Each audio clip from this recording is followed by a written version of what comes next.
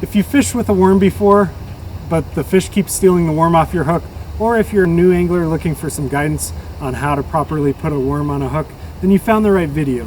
Today we'll take a look at a few effective ways for how to bait a hook with a worm. First, let's look at how to choose the bait. Worms with thick bodies about 4 to 8 inches long work great. Bait shops usually carry a selection of red worms, earthworms, and nightcrawlers, and any of these will do the trick.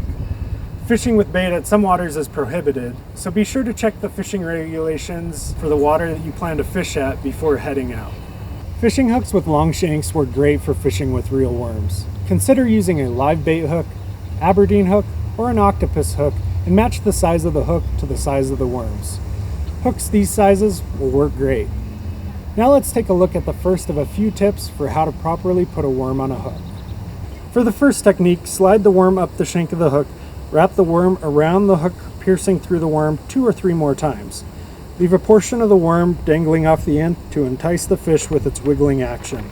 The second technique involves sliding the hook through the length of the worm. It's a good idea to wrap the worm around the hook at least once. Otherwise, you may risk having the fish slide the worm off the hook, able to sneak away without getting caught. Experiment with a few of these different methods to see what works best for the fish you're pursuing. There's no need to work this bait, just allow the bait to drift in the water and watch the bobber. As soon as the bobber goes down, set the hook. I hope that you found a few of these tips helpful and that you're able to try them out on the water real soon. And until next time, tight lines. For more how-to fishing videos, be sure to click on the playlist on your screen.